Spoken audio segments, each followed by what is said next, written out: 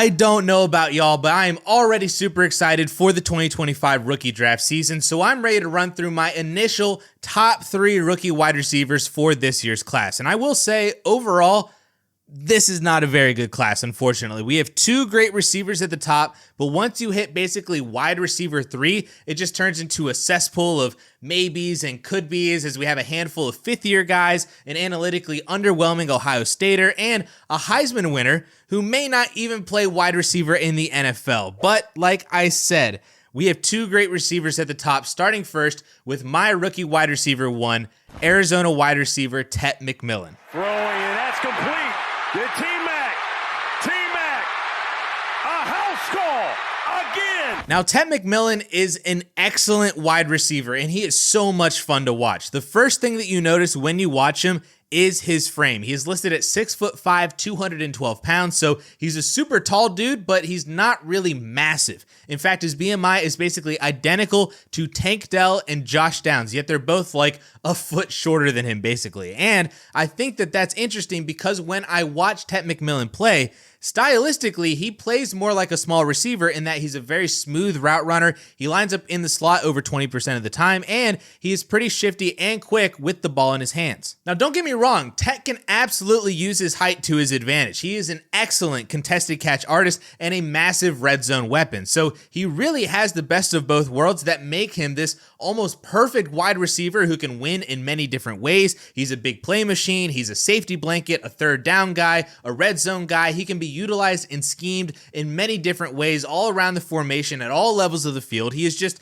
so extremely talented that he can basically do anything and everything. His only real negatives are some struggles against press coverage, or really just more aggressive DBs in general that can keep up with him and get in his way. Even though he's a tall dude, he's not a big dude like I said, so if a DB can beat him up, he might struggle on those contested one-on-ones. He doesn't have elite long speed either. He's probably more of like a 4.5 kind of guy, which is actually totally fine. And then there's the question of, can he even truly separate? And this is going to be a common knock that you hear on Tet McMillan all draft season. And by asking the question of can he truly separate, what I mean is the prevalence of contested catches actually a bad thing? Tweets like this from Dynasty Zoltan have been popping up more as our attentions begin shifting to this 2025 class, and you're going to see Tet McMillan's name in some pretty unfavorable lists with recent busts based on his prevalence for contested catches. Though I will also add that Zoltan added this tweet immediately after that there are very good names around Tet's contested catch target share too,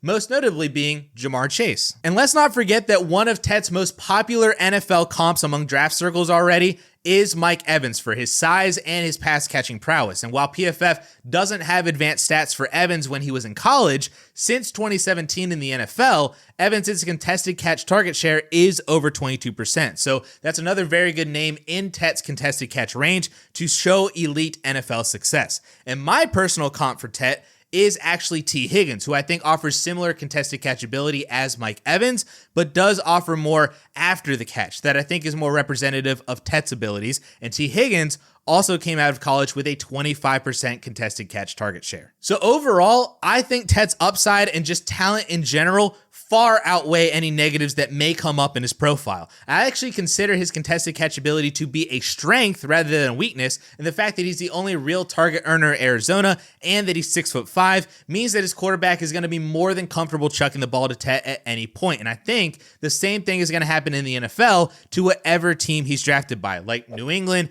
Carolina, maybe it's Tennessee. Wherever he goes, he should be an immediate impact player in the absolute 2025 rookie wide receiver 1. And for as good as Tet McMillan is, we should also not forget about the 2025 rookie wide receiver 2 either, who also looks like a very elite prospect in Missouri wide receiver Luther Burden. Burden in space. That's where you want him to get the football, and he takes it to the house. Now let's just cut right to the chase here. The main issue that a lot of people are going to have with Burden will stem from a pretty decent drop in production from 2023 to 2024. His receiving yards basically dropped in half on 25 fewer receptions. His market share of yards dropped from 35% to 25%. His yards per team pass attempt went from 3.2 to 1.8, and his yards per route run dropped from 3.3 down to 2.3. So he was less involved offensively, from a yardage standpoint, even though he contributed more touchdowns on fewer targets. So those drops in productions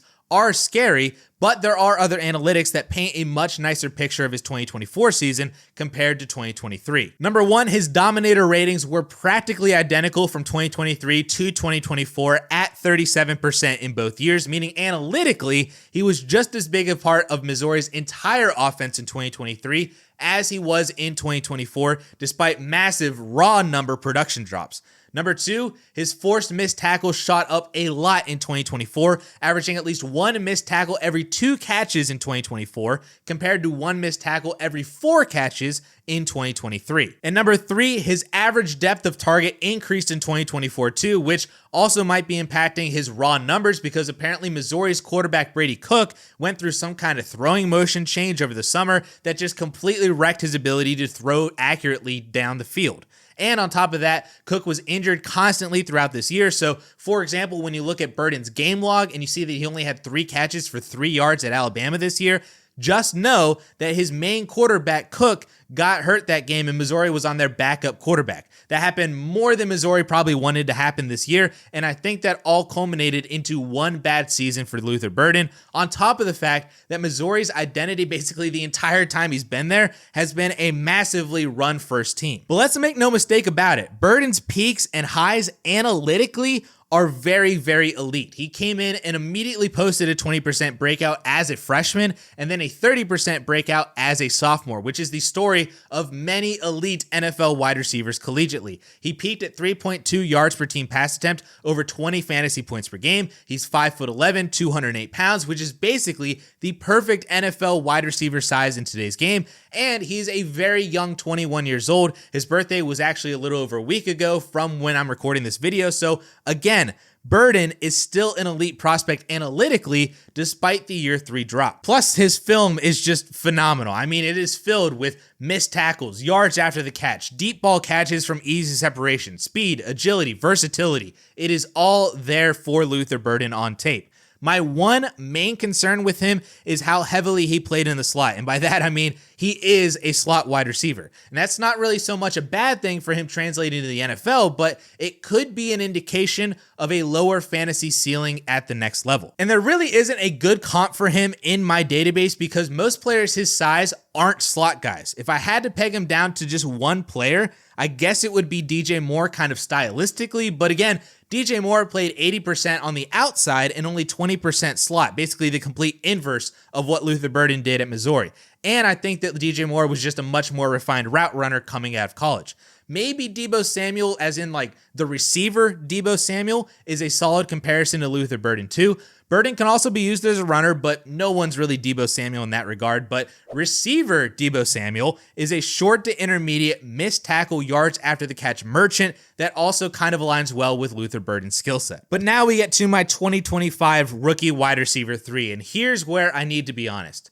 I do not have a wide receiver 3 right now. I really don't. I am very much depending on the combine, the draft process, and the NFL draft to really help me separate a lot of these guys because they all feel very similar, but not similar in like a good way, similar in a bad way because they drop off in terms of confidence and kind of overall talent as well. From Tet and Luther Burden to wide receiver 3 is massive. This is not a good class as a whole. I think the de facto answer for rookie wide receiver 3 right now should be Heisman winner Travis Hunter. I mean, from a pure talent standpoint, you can argue that Hunter is just as, if not even more talented than either Tet McMillan or Luther Burden. He is an absolute freak of nature. You don't just do what he did and play 2 positions simultaneously at extremely high levels. The only thing preventing me from fully committing to Travis Hunter right now today is that I don't know if he's going to play wide receiver in the NFL, and if he does, how much wide receiver does he play?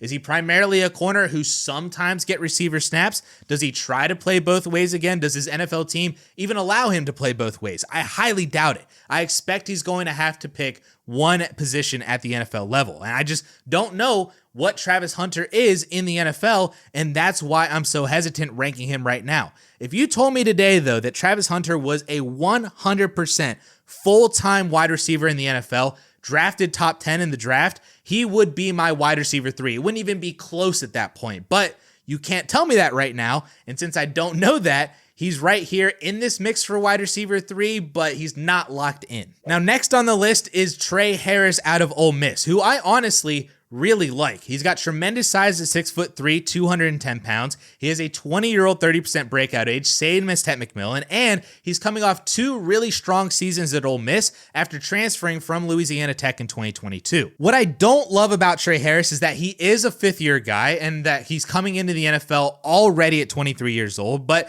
there's also a lot to like from his skill set with the size. He's got good speed, physicality. If he can improve as a route runner, and by that I mean develop more of a route tree, because he is a solid route runner, he just doesn't really have the whole entire route tree to his repertoire, he could be a legitimate weapon in the NFL. I honestly see a lot of Demaryius Thomas in his game. And then there's Emeka Egbuka out of Ohio State, who I do like, but I don't really love. I think that he's just kind of fine. He's 6'1", 205. He was decently productive at Ohio State, even behind Marvin Harrison Jr., but his raw numbers took a hit over the last 2 years, mostly because the quarterback play at Ohio State has been pretty bad since CJ Stroud left. But even then, 3 out of 4 seasons were under 2.2 yards per team pass attempt. He's never commanded a massive target and yardage market share, so he never crossed a 30% breakout. Even in 2024, when he should have been the team's wide receiver 1, he got beat out by Jeremiah Smith, which, yes, if you know who Jeremiah Smith is, it is Jeremiah Smith. He's like the 2027 rookie wide receiver 1, basically. But still, Egbuka is a senior and he can't command a bigger part of the offense over an 18-year-old who just got there. You're the veteran, my dude. Step up. So to me, Egbuka is just like Robert Woods, which is not an insult whatsoever. I love Robert Woods, and his peak fantasy days were excellent as borderline wide receiver 1 years, but he also required an elite offense with strong quarterback play, and even then, he was never an NFL team wide receiver 1. He was always the wide receiver 2 who survived on PPR production. Maybe Egbuka can find a home as a possession wide receiver for a team early in his career, a la Rashee Rice or like Ladd McConkey, but I think more likely we're looking at a team wide receiver 2, like Chris Godwin's replacement in Tampa Bay, or the new wide receiver 2 for Jaden Daniels behind McLaurin, or the wide receiver 2 in Dallas behind Lamb, or the Giants behind Neighbors. Those would be tremendous NFL spots for him where I would like to draft him in rookie drafts, but the ceiling there still just feels capped because of the type of player that Egbuka is and the role that he would be playing for that NFL team. But there we have it. Those are effectively my top 5 wide receivers currently in the 2025 class. After them, I'm really not in love with anybody else right now, but of course, there's still a lot of time between now and the NFL draft for things to change, and much more information needs to be discussed as we get into draft season. We're going to be covering everything for Dynasty Fantasy Football, so make sure you are subscribed to this channel, and we'll catch you guys in the next video. Peace.